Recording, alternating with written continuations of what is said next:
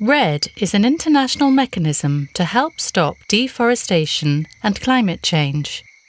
It stands for reducing emissions from deforestation and forest degradation in developing countries. Why do we need REDD? Because destroying tropical forests releases about as much carbon dioxide as the entire global transport sector. Without a solution to deforestation, there won't be a solution to climate change. Tropical forests also sustain half of all life on Earth and generate vital services for the planet, such as producing rainfall and cooling the land's surface. And over 1 billion of the world's poorest people also depend on these forests for their survival. How will REDD work? As well as reducing their own carbon dioxide emissions, under REDD, industrialized countries will pay developing nations to keep their forests standing. Until now, forests have only had economic value when cut for wood or cleared for agricultural land. An area of tropical forest the size of a football pitch is destroyed every 4 seconds.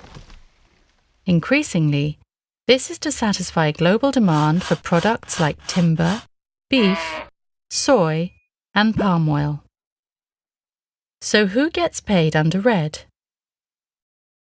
Countries that reduce emissions from deforestation and degradation, plus countries that continue to conserve large areas of intact forest, countries that plant new trees, and countries that use their forests sustainably. When will REDD begin? We cannot afford to wait, because once lost, these forests will be gone forever. Countries have started getting ready for REDD in anticipation of a binding global agreement, and many forest activities are already underway. And how much will it cost? That's $1 billion question.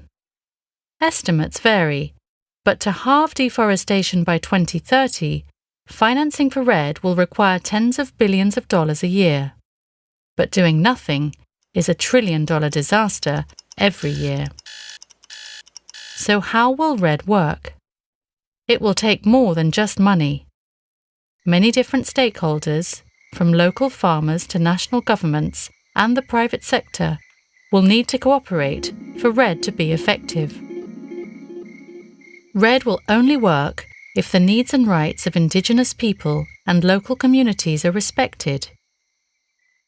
If governance is strengthened to ensure that payments don't end up in the wrong hands, if the commodities driving deforestation are produced sustainably, and if monitoring systems are put in place to make sure emissions reductions are real and permanent. So what next?